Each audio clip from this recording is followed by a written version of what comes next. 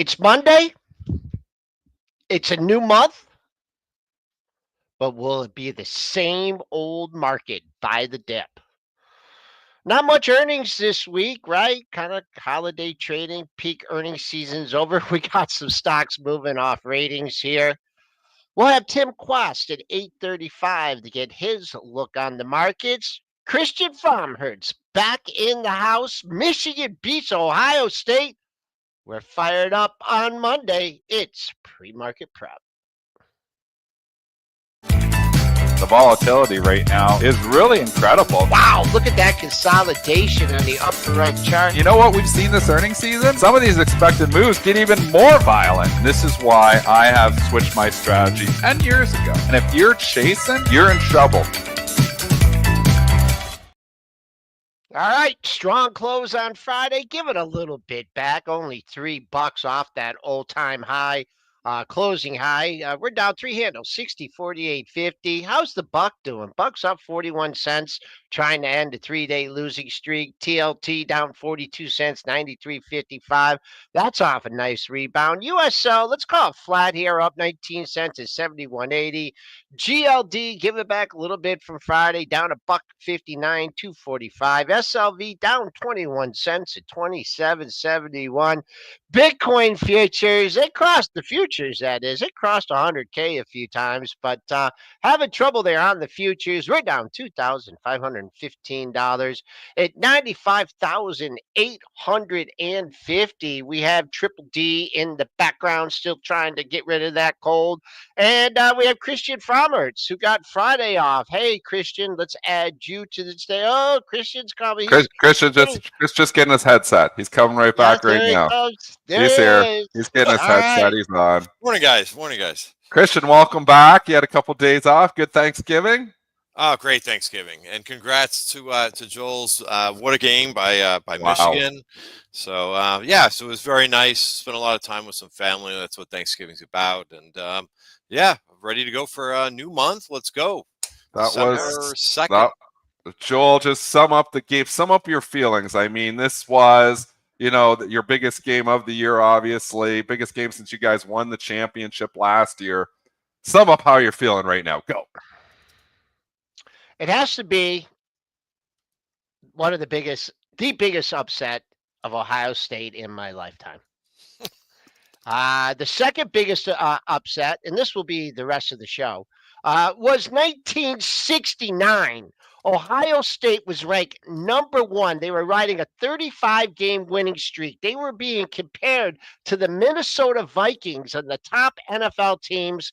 They came into Ann Arbor, 19-point favorites. Bo Schembechler's first year, and Michigan beat them 24-12.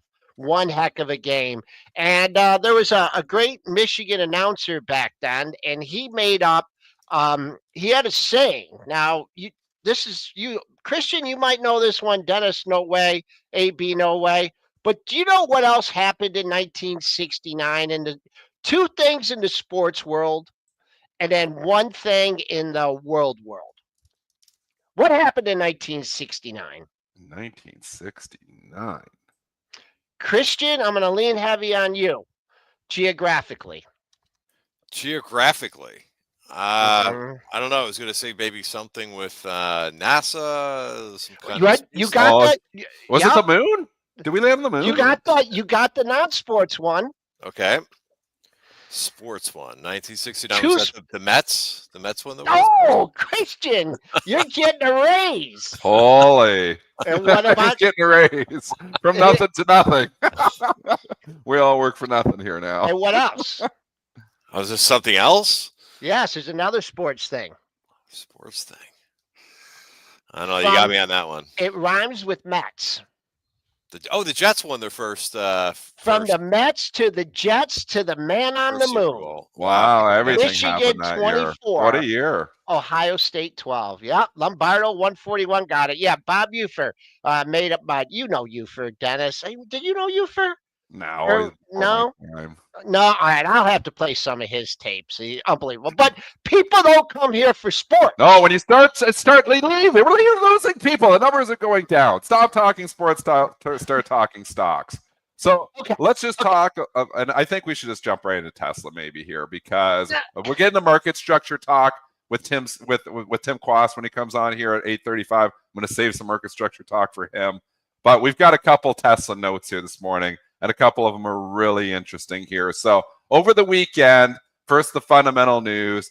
Tesla released version 13, and obviously it's not widespread, not not everybody has it yet, but the people who have it seem to like it a lot. Apparently, when you get to your destination now, it not only takes you to your destination, it actually parks your car, so it can reverse, find a parking spot, and pull right in. So it's getting closer. So very good reviews over the weekend of version 13. With that, and okay, now what the real mover here is we've got a couple notes here as well. So you've got one note from Stifel.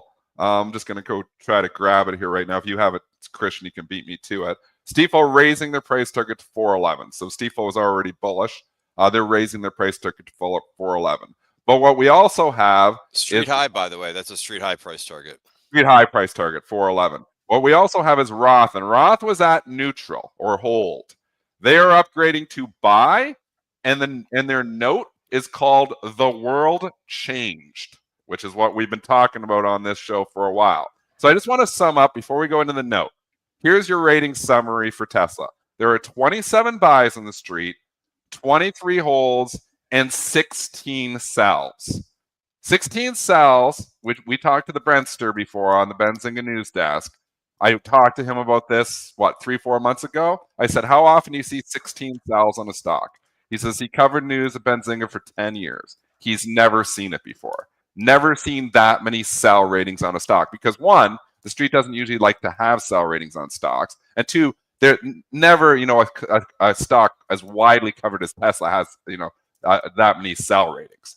So basically, you got half the street that's pretty bearish this stock. What I have been arguing is as the price continues to move up, those bears are going to start to scramble and have to start capitulating. What you could get into is an upgrade cycle. Not upgrading on the car, but upgrading from the analysts, where they're going to have to go from their holds to buys. You're going to have to go from your sells to holds. A lot of those analysts, if the price keeps going up, are going to be wrong and they're going to be panicking. They'll be saying, oh my goodness, I've missed this. Well, we have one of the analysts, and they weren't a sell. They were only a hold. But Roth is going today. So Roth is coming out with this note, the world changed. They're going from hold to buy, upgrading the stock, Craig Irwin. And it's all about, valuation here. And Stifel was the same thing, but just looking, at what can happen here. Not valuation, but what is on the horizon. I can read you a little bit from the note if you want, or we can just go right into the trading action here because the stock's up $7. So let me know. I'm going to let Christian talk about it for a second, and then I can read you some of the note if you want. Yeah, I have some of the note too. The first note that I saw was the Stifel one, and the analyst says has confidence in the auto business of not only has confidence in the auto business of Tesla, but says that there's significant value creation potential of the company's AI-based full service driving. And I know Dennis is going to talk about that too, but and he says as well as Cybercab underpin its positive outlook on the stock. So that's kind of where I am too, because the car business is one thing, and they have obviously competition from BYD. I heard BYD this morning is actually lowering their the incentives for financing and so forth. So that to me, that's where I think where that value, I'll use his phrase, is value creation. And that's what kind of, has the unknown for me is, some of these things that they're going to be introducing and it's basically the AI. And, when I look at Tesla now, or what I describe Tesla, like normally I would, I have a spreadsheet where I add my open positions and I usually put auto for Tesla, but now I have like auto and AI. So, and a technical level, which I know we're going to hear about, but for me, I think above 350 and Tesla gets interesting. It does. I mean, from a technical perspective, Roth note is just looking at all the catalysts that are coming. So the note, again, titled "The World Change," just read you a little bit, talking about let's daydream about a beautiful red wave of EVs sweeping across the U.S. with a shiny gold T on every car. So obviously talking about a lot of Republicans maybe coming to buy Teslas because of obviously Musk's support. I worry about this a little bit. And just to go on the side note, this is the one thesis, and I was talking, to a lot of people over the weekend, friends from California. The one issue I do have that could derail the entire Tesla thesis is Musk's political and controversial statements that he continuously makes. You don't want to continue to piss off half the population, because let's be honest, you got, 51, 52%. Well, I don't even remember what the overall vote ended up being, for Trump, talking overall votes, but half the population almost didn't vote for him. So as this relentless support comes in, is he pissing people off enough on the Democratic side that some of those Dem buyers will not buy Teslas now because of that? That is a risk. I mean, I wish, that he wouldn't, just, continue to just, basically say a lot of things that he says, but the stuff the company is accomplishing is second to none. I mean, when the cars are driving themselves, I hear people say, oh yeah, but we've got Tesla, we've got, that everybody else is going to be driving themselves too. You got Chevy Cruise coming, you've got Ford working, you can get a Mustang, it can go on the highway and drive itself. I mean, Ford, Tesla was driving on the highway by itself 7 years ago. I mean, that's all that is enhanced cruise control. That's a big difference from what we're talking about going to your destination, city driving, self-parking, all that stuff. So that's why I still think Tesla is way far ahead than Ford or GM or any of those. I don't even think you can argue that.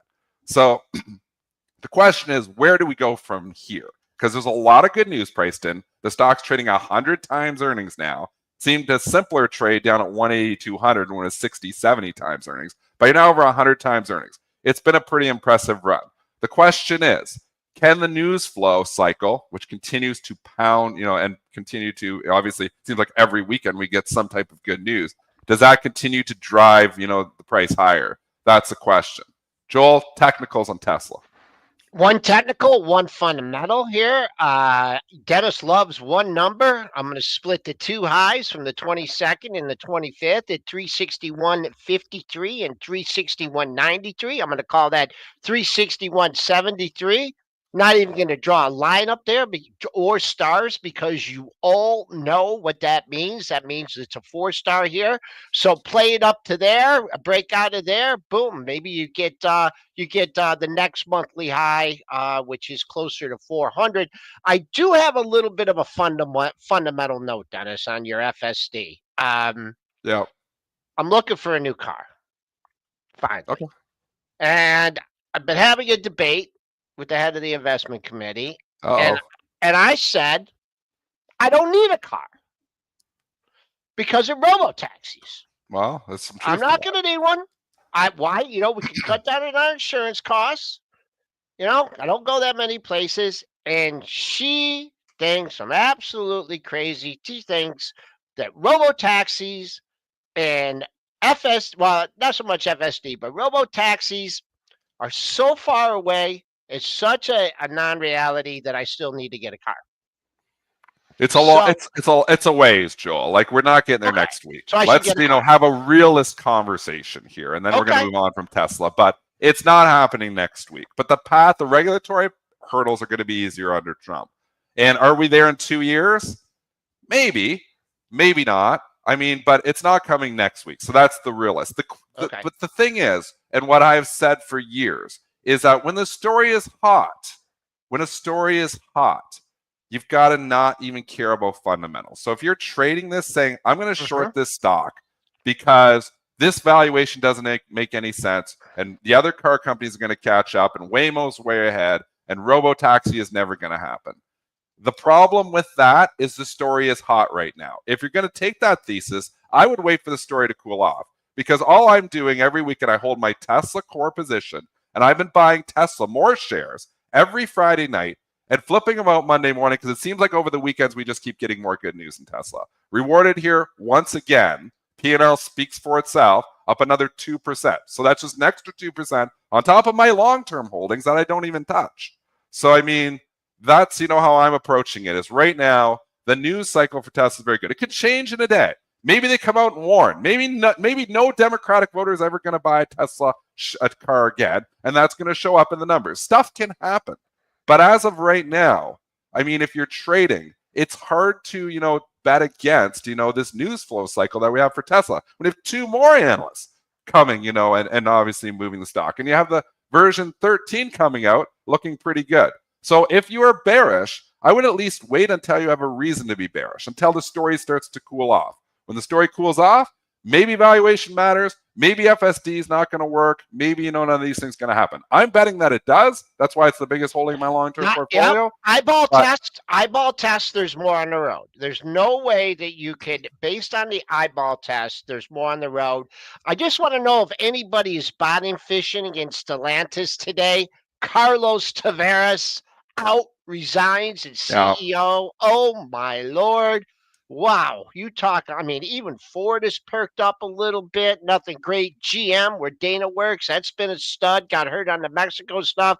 Stellantis, boy, oh boy, oh boy. This is a new, holy mackerel. We're back at COVID levels here. No, not quite.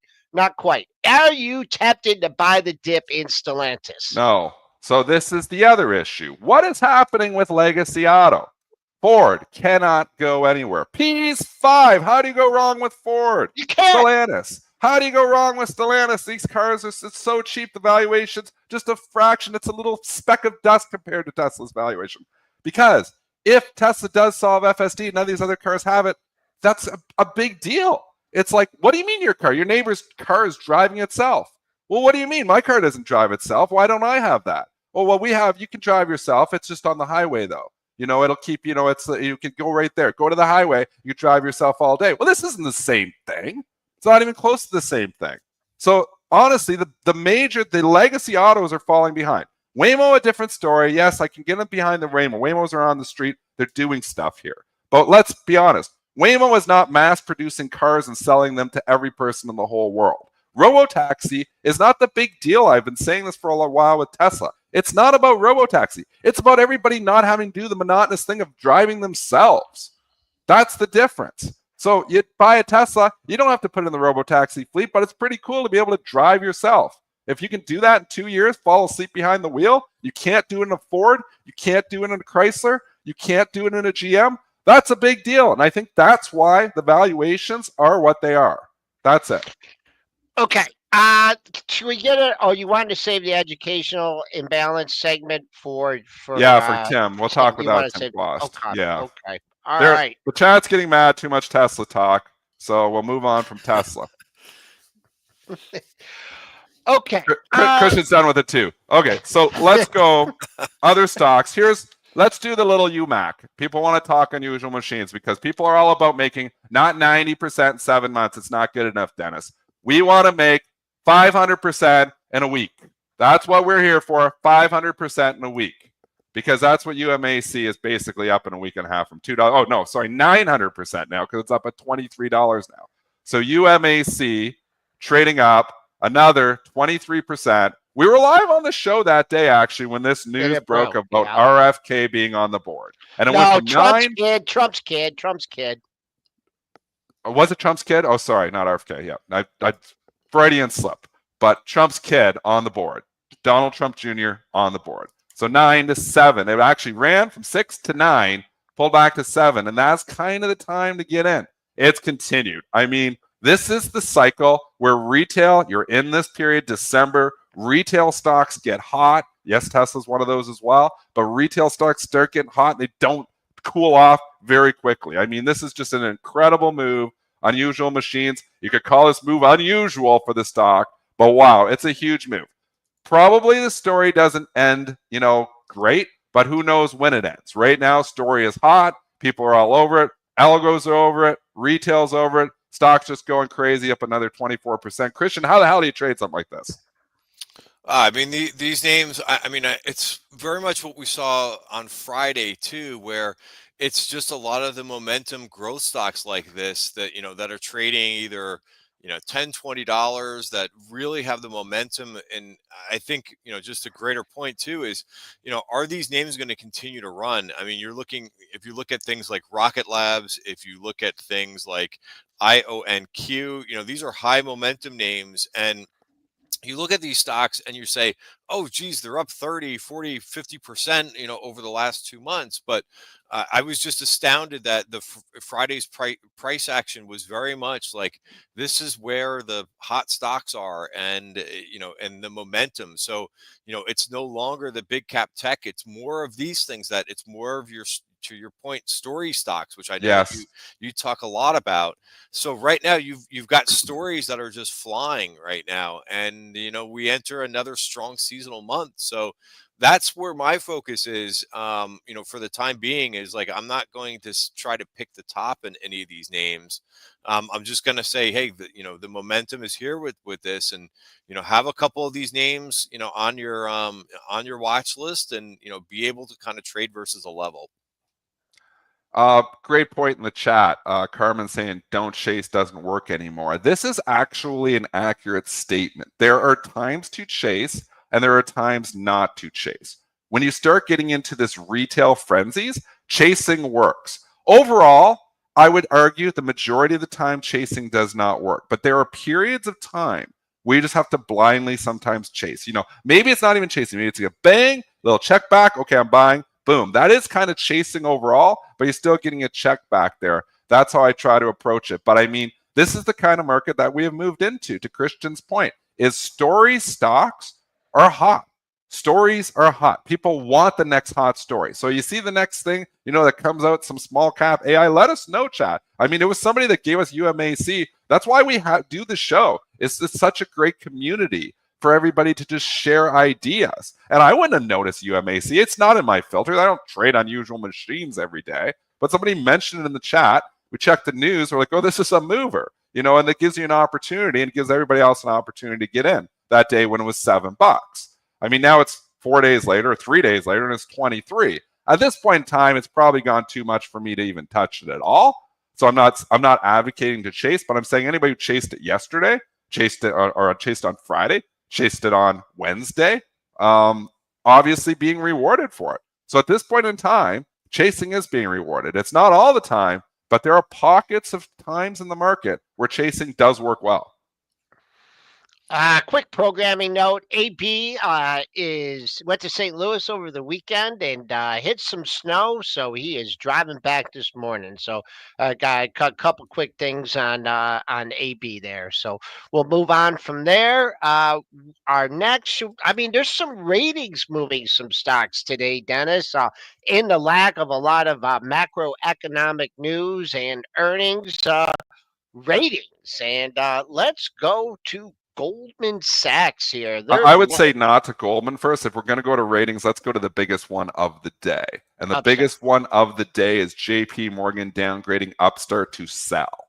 So the reason, this is a story stock as well. This is a stock that has a pile of momentum going in it right now. This is a pure contrarian call. This is a stock that JP Morgan and its Reginald Smith downgrading Upstart from neutral to underweight. So underweight is JP Morgan sell.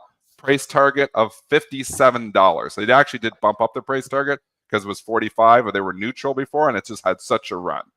Reason they are downgrading the stock is we expect third-party funding environment to improve 2025, which appears to be more than priced in at current levels, with shares trading 9 times forward sales. So it's a valuation call. So downgrading it on a valuation call. When you have everybody sitting in a Momo stock like Upstart and you get a downgrade to underweight, there's going to be an ugly, ugly day. Because again, value investors are saying, are you nuts? Growth investors are like, oh my gosh, I'm caught. And they're trying to get out. That's why it's down 5% here today. So this is one of your biggest down moves of the day of stocks that are widely traded in the retail community because JP Morgan is downgrading it to underweight. I think it'll be interesting too, whether or not, like, sometimes with these downgrades that you get, and this is a harsh one, as you mentioned, Dennis.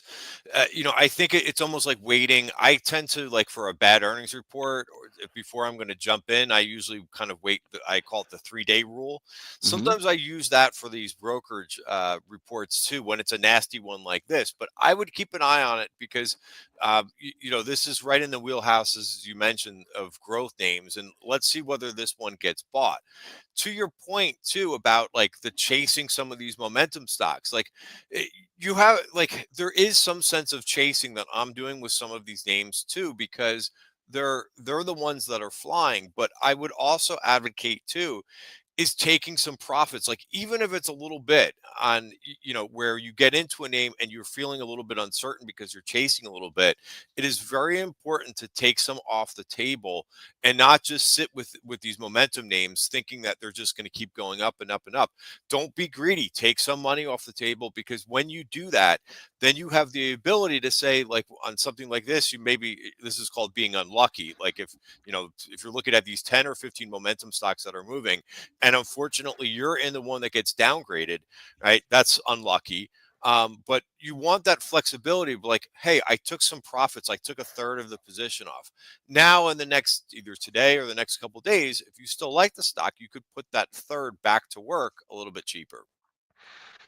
I mean, that's, trim and trail, whatever you want to call it. I mean, when your stocks go parabolic, I think, and at a certain point in time, you've got to argue, that maybe it's prudent to take some money off the table, because when stocks like even UMAC go up from $3 to $23 in 4 days, and you're thinking, well, I think it's going to 50. I mean, then you look at it a month later and it's back at 5 or 6 or 10. Maybe it's not 5, but maybe it's back at 10 and got cut in half. And you're like, well, what happened? Oh, well, it's going to go back. And then you end up, holding. And maybe the story has cooled off and it's over. It's always a good idea to take some off the table, especially when, things, going up 900% in 9 trading days. I mean, these are 2 ridiculous moves. Upstart's been a really huge move here too. I mean, in August, this was $20. It's 80 now, folks. So, I mean, we do have to say, this has been a pretty big move. Could it go to 100? Is there ways to trade this from the long side? Yeah, was long Upstart, so I had some bad luck. I was long at Friday because the momentum's there. It's a retail darling. I'm long it over the weekend because those typically work. I'm down 4 points. I've sold most of it. I'm down 4 points in my last little bit of shares here on Upstart because I was playing momentum. So do I think Upstart, is going to 100, 200, 300? I didn't know that. No, I don't. I'm not making that bet. It was in my short-term day trading portfolio because momentum was higher. And typically we're seeing over the weekend, the long weekends, stocks continue that momentum. But when you get a downgrade, it's bad luck. You take your loss and move on. I will be selling Upstart at a loss today. Boy, oh boy. I don't know where JP Morgan was at before this bold call having it down $4, but I'm just going to set it up technically for you. These gap and goes, I mean, it's 65. I know that's $10 away, but they're not going to put the hurt to this stock until it breaches 65. That was low on the gap and go day. Don't even know if it's going to get down there ever. But there's support levels along the way. But I don't see this stock really getting hurt until it breaches 65. That's a little bit far away. So I'll give you a number. It's a little bit more relevant. And I'm going to look at the upside here. And you had 3 lows at the 76.50 area.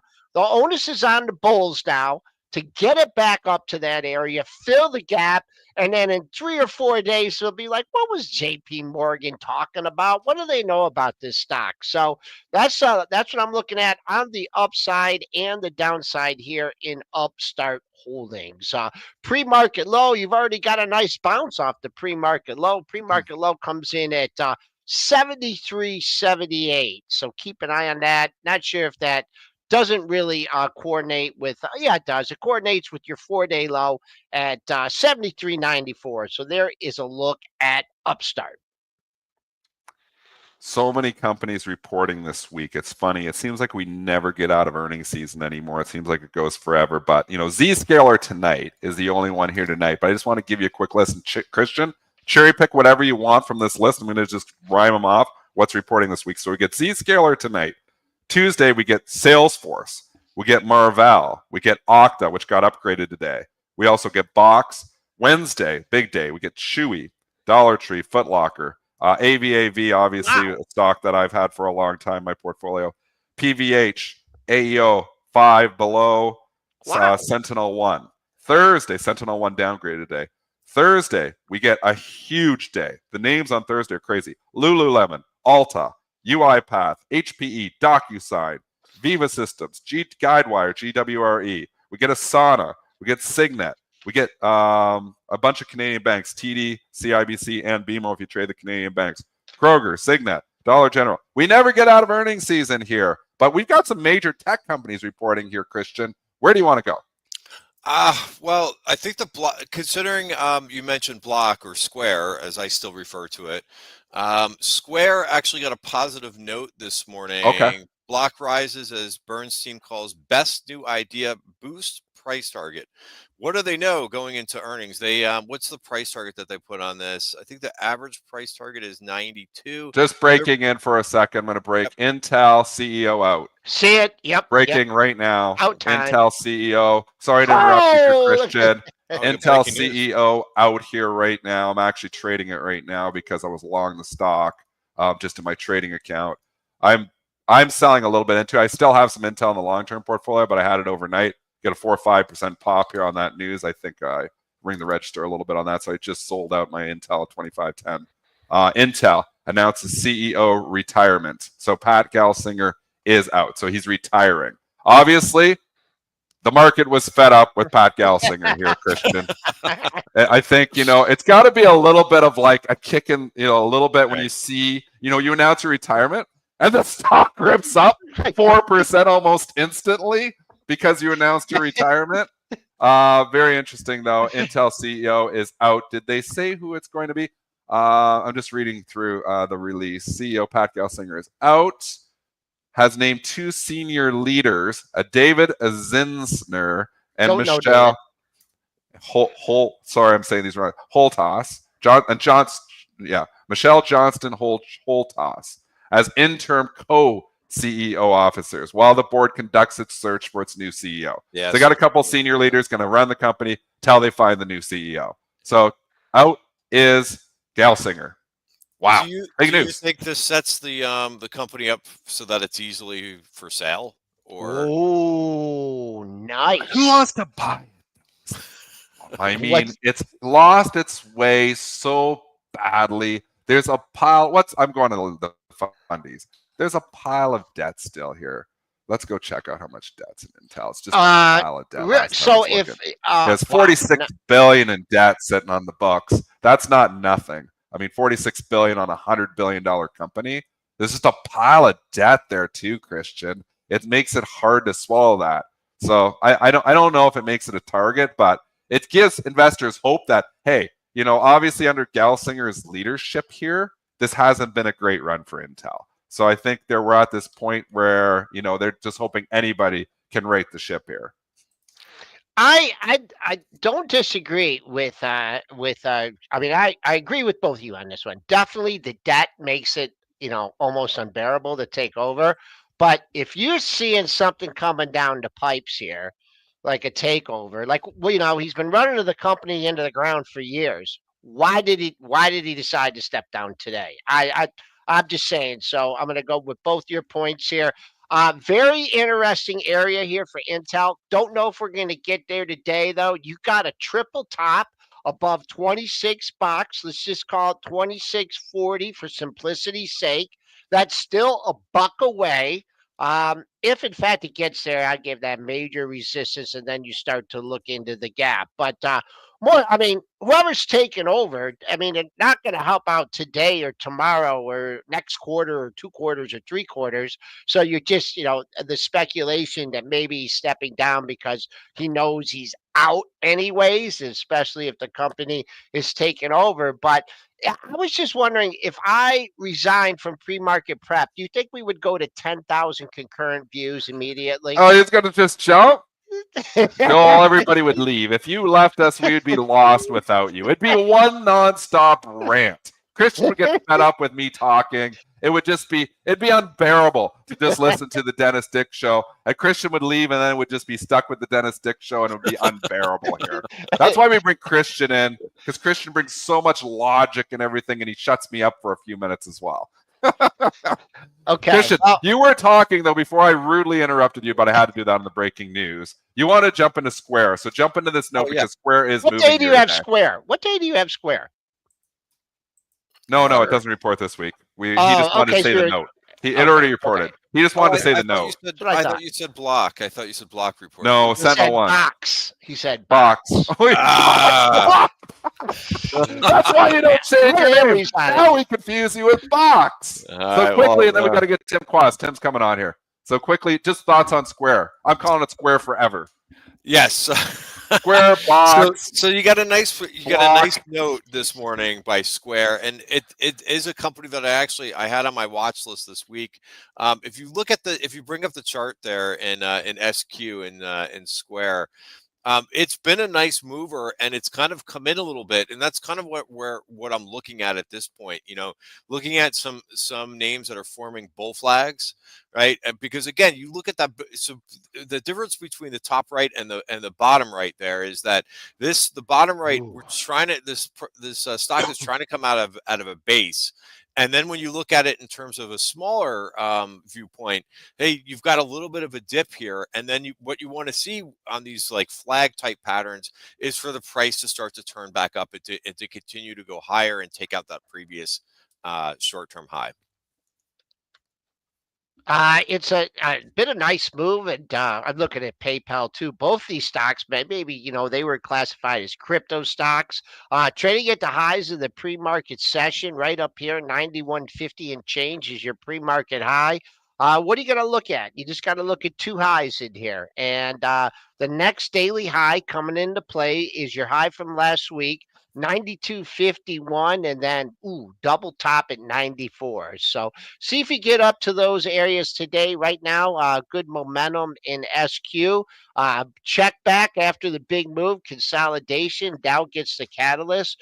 Just take a quick look at PayPal here. PayPal's getting a little boost, but looking at both of these charts, I mean, if you talk about stocks that went parabolic and then came down and just really haven't caught a major bid yet, these two stocks fit the category. I mean, the turnaround. It's the turnaround on a lot of tech darlings from 2020, and these two stocks, are just starting their turnarounds here as well. And one more chart very quickly. Just bring up Tim, we got you. We see Tim in the background. One more. It's 8:38. No, I know.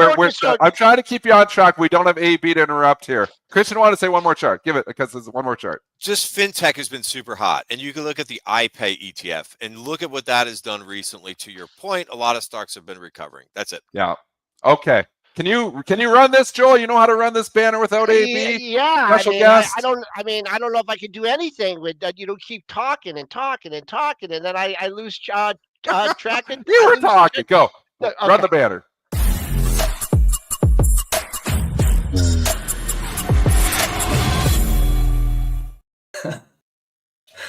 Okay, Tim. That's a pretty good intro. Did who constructed that? That's Josh. That's Josh in the background. Very professional. Josh Walter is our brains behind everything here. When we left Benzinga suddenly, not by our own will, we had to scramble. And we're like, Josh, because we've been working with Josh. You guys know Josh from the Closing Print. He helps helped Joel with that for years. So we've been working along with Josh for a long time. But that was Josh. So Josh creating all this stuff for us. He's the guy who works everything behind the scenes for us here. So thank you, Josh. Tim, how are you? Well, you've landed on your feet, I'd say. I'm well. Thank you. Nice to see you all. Christian, Dennis, Joel, happy post-Thanksgiving and welcome to December. That's it. Yep. So I'm looking at your notes here, and you said, didn't you say last time we were on? Are you saying me? No, I said, So okay, then you say, didn't I say? I should have said, didn't I say? Right. Okay. You're correct. Didn't you say the last time you were on pre-market prep that small caps still wouldn't keep gains? Yes, I did. And they're, what are they up? They're up 9%, I think, probably since I was on. So you say, well, Quast, you appear to be a buffoon, and that would not be the first time at all that I appeared to be a buffoon. What I always say about small caps, and go back to October 31st, 2021, and they were higher then than they are now. So my point is, with small caps, and the reason that I always caution traders and investors around small caps is, as I've pointed out, from the advent of regulation national market system in 2007 to present, the market cap comprising the Russell 2000 has fallen from 15% to 5%. So there's been a grand retreat of assets from small caps.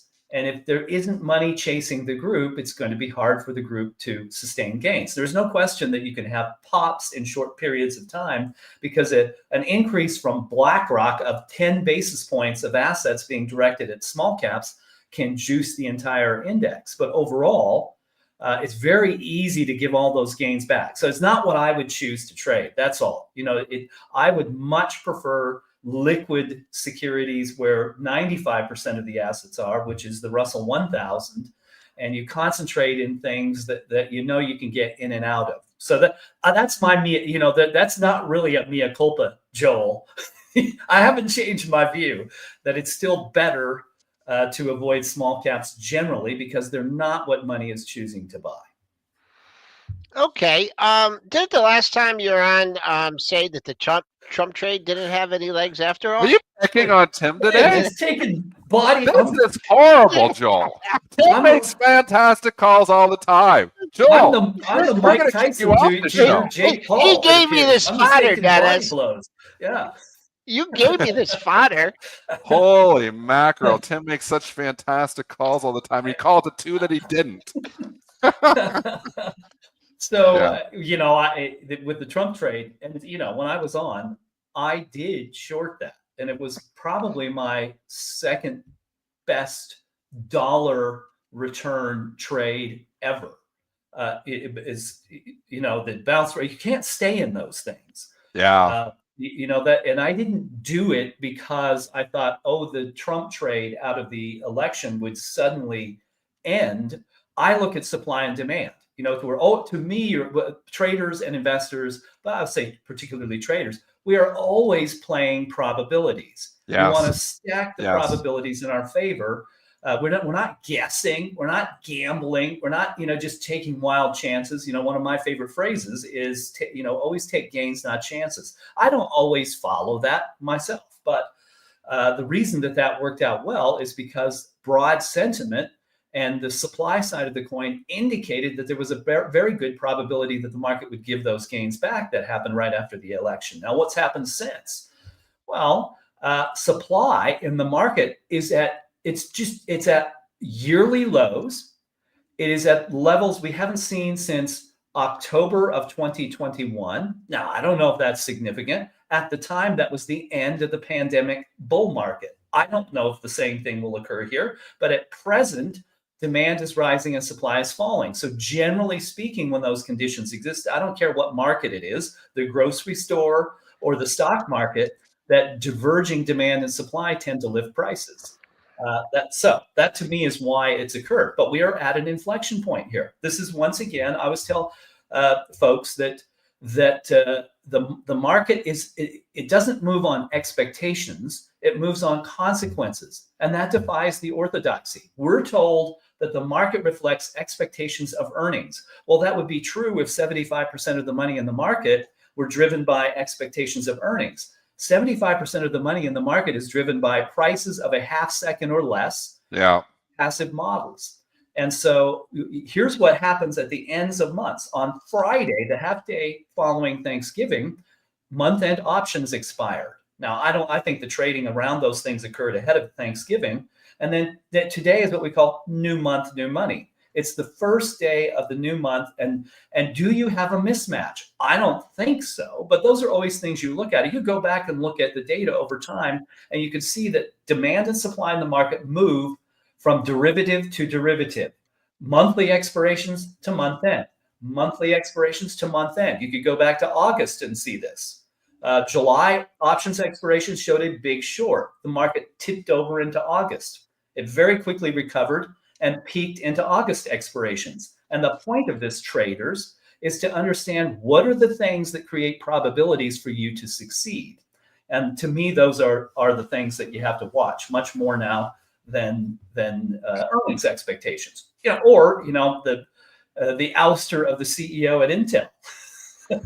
Let's talk about that month end just for a second here. Okay. And I was frustrated as a professional trader here because, and I don't know if you noticed this, but the NYSE changed the way they do the closing imbalances here now a month ago. They changed it from where they always had a regulatory imbalance. So what that means is if you have a huge seller on the close, it gets advertised and disseminated to the public world at 350. Still at 350.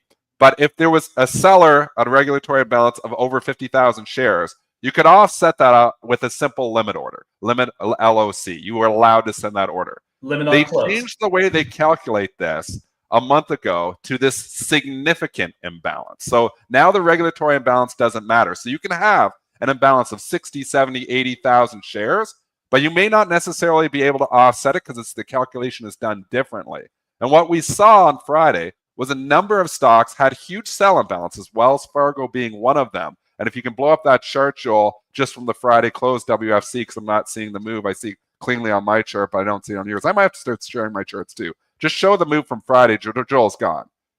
He's in the background, so maybe it's not going to work. But anyways, Wells Fargo fell $1 in the last 10 minutes. Yep. I was trying to buy Wells Fargo. I was trying to put limit orders to buy into that on the close, but it was rejecting my orders because it wasn't big enough to be a significant imbalance. So a lot of stocks fell significantly on Friday because there was rejects. I had traders from Bright Trading texting me like, what the hell? I'm getting rejects on my LOCs. Again, it's because of the way it was calculated. It's different. So the way, and the only way to actually participate in that now would be use the D order. A D orders are direct to floor. So if your broker has a floor broker that you could send direct to floor, you actually could offset this. If your broker doesn't have a floor broker that they work directly with, there's no way for you to participate on the other side of this, meaning you cannot buy into that, meaning it shut out a lot of potential buyers. It really didn't work well on Friday. So you had a number of stocks. Wells Fargo won. JP Morgan fell over $2. It was trading at $251.50. Bring it up, Joel. Fell to $249.72. Again, we're at the end of the month, and Tim knows all about this. At the end of the month, you have a lot of, so you can have big sells or big buys as, they're jockeying against the options. And, and then not only that, just jockeying their positions for the end of the month. So we had a lot of big sellers on the close. Unfortunately, because the way the NYSE calculates it now, this isn't NASDAQ stocks, just talking NYSE, the offsets weren't easy to put in. So if you were putting an LOC buy order in, you were getting a reject. So Tim, what about a market on close? Could you do a market on close? No, they were rejecting them. Yeah, MOCs and LOCs were rejected because this didn't hit the significant imbalance number. And I mean, they're trying to improve markets here. And in certain cases, I'm sure, this is, this helps. But in this case, it actually hurt. And I do think some of these big moves we saw in JP Morgan and we saw on, were LOC rejects. Now, again, if your broker, IB has a floor broker, NAB's absolutely correct. Use the NYSE. So if you're with Interactive Brokers, you can use a D order, send directly to the floor broker, and that's how you get that order in. But not every broker has that ability there. So again, you had to have a floor broker in order to trade the other side of this. Yeah, that's interesting. I saw the regulatory notice about the change, but I didn't know what effect it would have. So I saw it too, and I read it, and then now you see it because you know what? Most days, Tim, you don't see huge sells like this, so it doesn't come into play. So I'm like, but all of a sudden, there's all these huge sells on the board, and you're like, oh gosh, I've got to go enable the D orders here now because you never needed them. You could just use the LOCs. But to Nav's point, now if you're at IB, call up IB, go enable the D order so you can go direct to floor, and then you can play the other side of it. So we already got the workaround. That didn't help me for Friday because you can't enable this thing in like 2 seconds. So I got to go get the D orders and start trading them that way. I'm a creature of habit. I've always used limit on close, MOC. It's simple. It's easy. Now all of a sudden, I got to go use a floor broker again, which we Good haven't had old to use floor days. brokers for years. Like the old days. NYSE bringing back the old days. You know Jonathan what? Corpino be happy about that, though. You know what? I have his cell phone. Maybe we'll call. We should Jonathan get Corp- Corpino on. Okay. We should get Corpino. We Hey, got Tim, a couple. Tim, yeah, Joel's got a question for you. Couple more minutes with Tim Quast. And be here. nice. You're not being What- nice today. Yeah, I know I'm gonna be nice. Okay. No, Dennis, if you read the notes in the chat, you will see this is the information he gave me. Okay. I'm not okay. He's keeping himself honest. Yes, That's exactly. Yeah. Okay. Great year in the market. Seasonality speaking favorably. What is going on in the North Pole? Is there going to be another leg higher in this market? Not if there's a pole shift. Whole other topic. Sorry. So one never knows. I'll tell you what I look at, and of course I'm biased, but I think that this is very useful to do. That you want to know what happens into month end and monthly options expirations, and you can't know perfectly, but you can get a pretty good read on where things are going to go. To me, what matters much more than the tradition is what the data indicate. I'll frame it this way, just to offer something interesting. So we were driving back across the Texas Panhandle, the Llano Estacado. I love that. From Lubbock to Amarillo, we were down in Austin, and so we got time to kill. We got the dog, so that's why we were driving, and so we're listening to podcasts, and we're listening to a Joe Rogan podcast, like everybody. And there was this one about with a guy named Jimmy Corsetti. I'm not, saying he's right or wrong, but he challenges the orthodoxy of archaeology. He points to things like Baalbek in Lebanon. How is it that these people move 1,200-ton stones when we can't move them today? We couldn't do what they did. And so it challenges the assumptions that we have made about the origins of modern society. And my point out of this is this: you have to do the same thing as a trader. Don't expect that the orthodoxy or the traditions are going to give you a reliable conclusion. It might be a good central tendency, but it's not necessarily the way that the market works. So here's what I mean. I'm going to share my screen here for just a moment. Please. So here's how I think about this. That the market has measurable epochs. If you looked just year to date, and so this is market structure edge broad sentiment. We're not seeing it. Yeah, we're here. not seeing it yet, Tim. I can add it. Let's see. I see the issue. Hold on. Tim's more gonna clips. go right now. There we go. Gotcha. All right. Hide that. Now There you we go. should see it. Okay. So here's what I want to do. Just looking at the past year.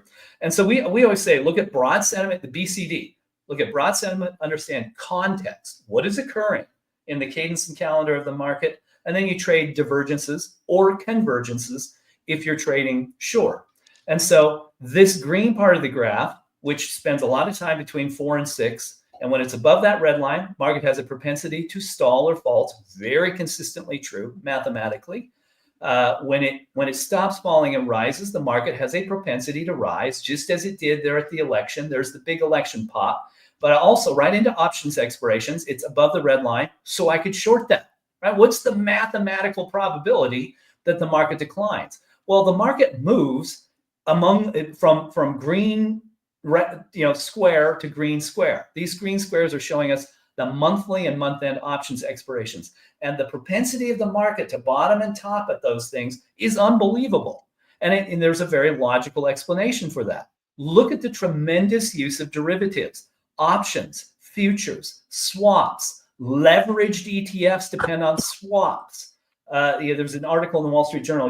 We traded some notes about this. The leveraged ETFs tracking MSTR, MicroStrategy, can't get enough swaps to reconstruct the expected return, and they're getting mismatches. Well, it just speaks to the tremendous weight that these green squares, that these derivatives periods play in the stock market. So you cannot be unaware of them. That's the point.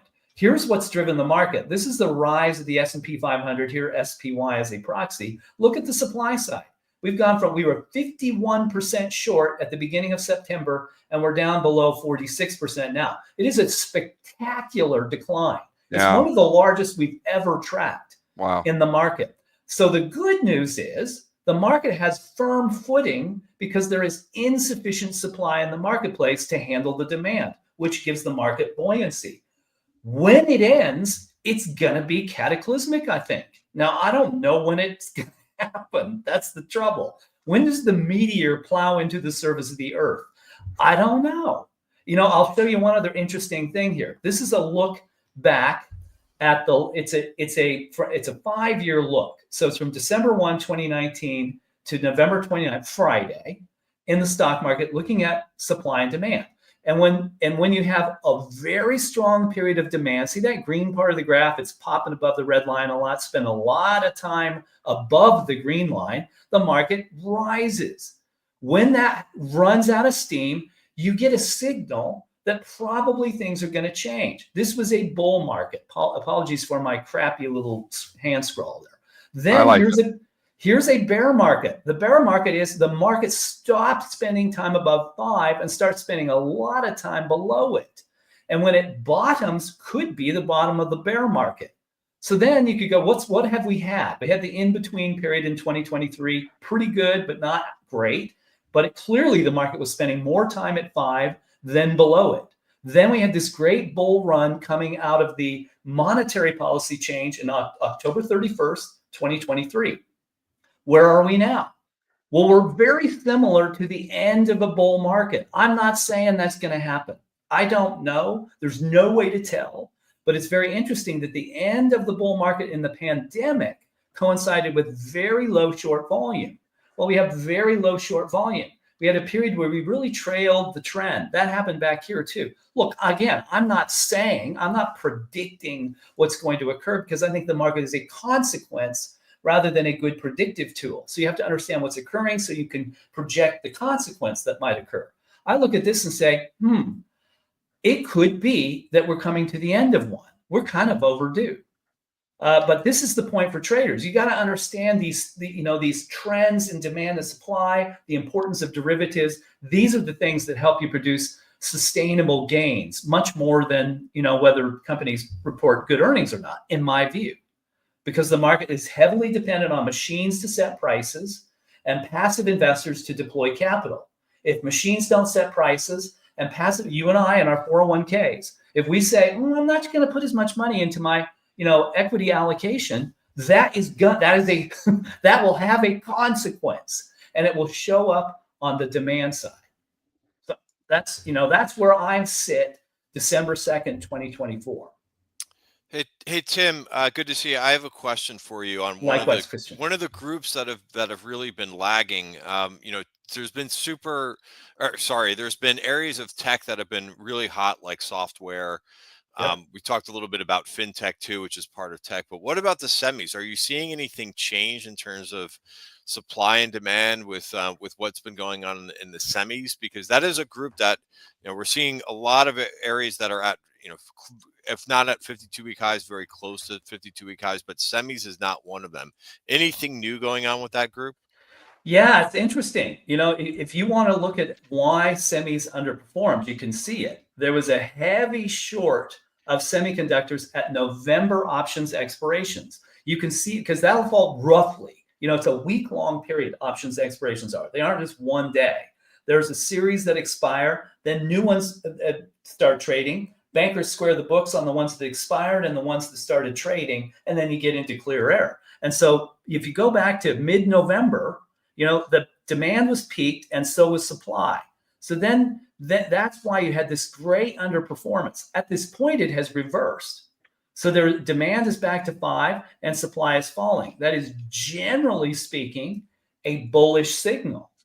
The question is, does this have, does it just stall out here and supply reverts to rising? If it does, then you just have to watch that data.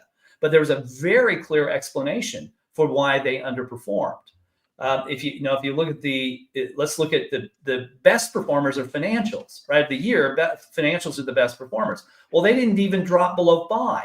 They never dipped to negative. And they had massive long bets, right into options expirations. The exact opposite of semiconductors and the reason why financials perform so well. So, those are the things you look at. And I look at this, Dennis. Here's the big short right into the month-end expirations in the big financials, which include Wells Fargo and JP Morgan.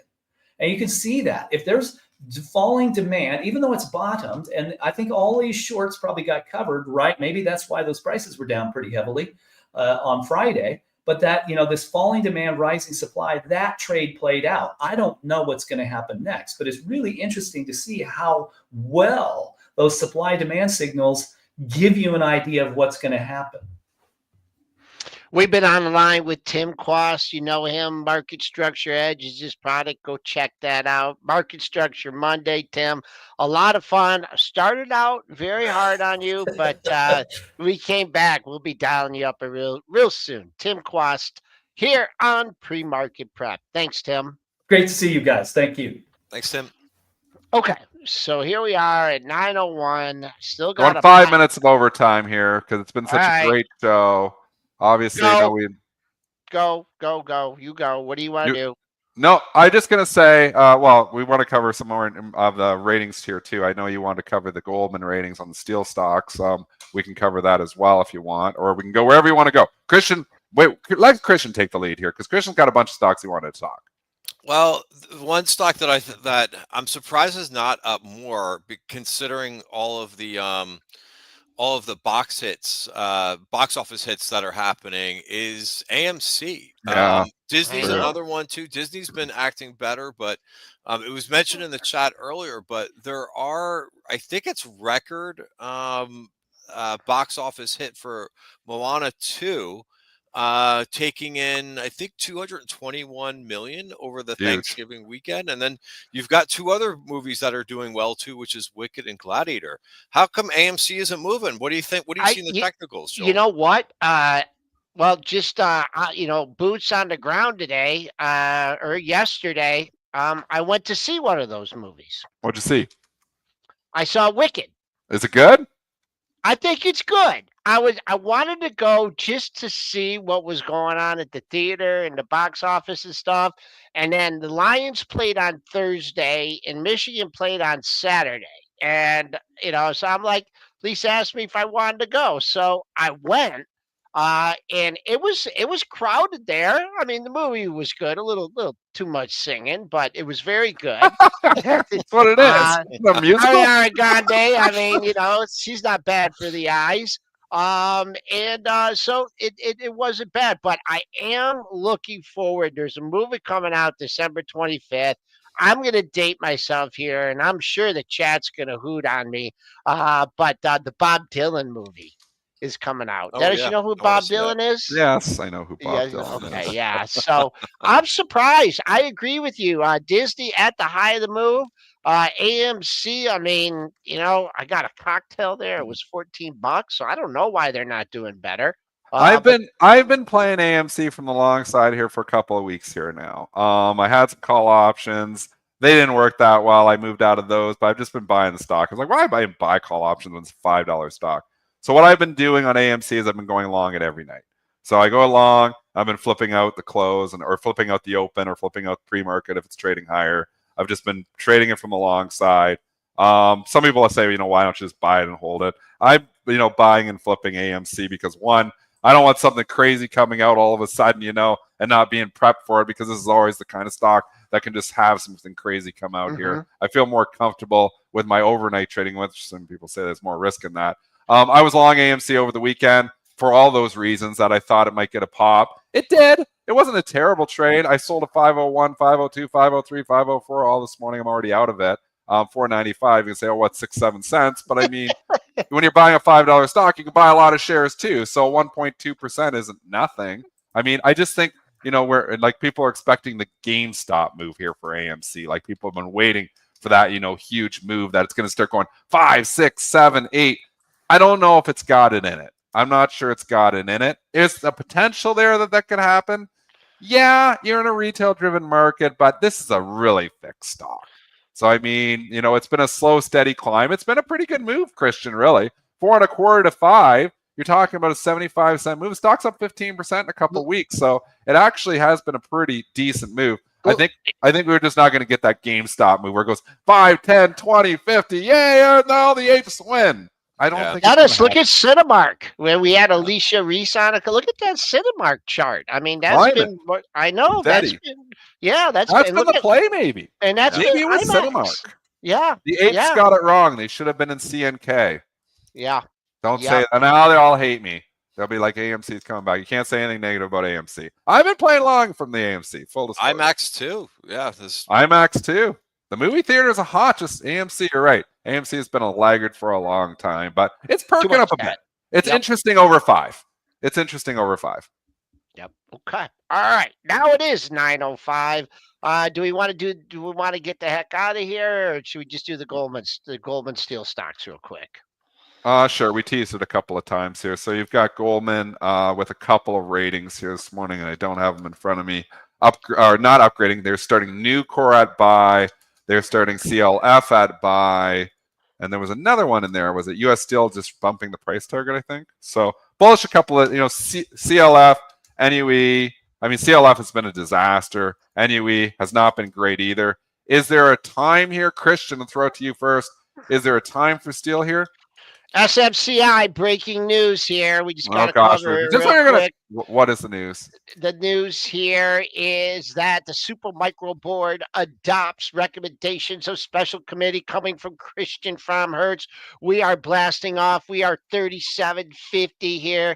Going on the dailies. Wow, there's not much in here. You are making is that a new high of the move? 39.23, folks. Keep your eye on 39.23. That was your high from last week. That is the highest level you've reached, say, making that trough low at $20. So there's your breaking news. Thank you, Christian Fromhertz. And just going back to the steel stocks, Uncle Steve.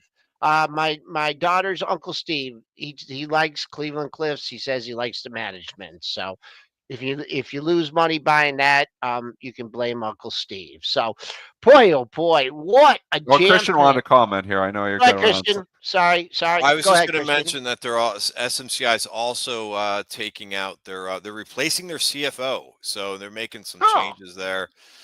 Names new accounting officer. So yeah, they're trying to clean up the mess that they've got. They're doing everything right here now. And again, we said this when the stock was 20. I was like, if the accounting, if you can believe the numbers, the stock is as cheap as it's ever been. It was trading 6 times earnings.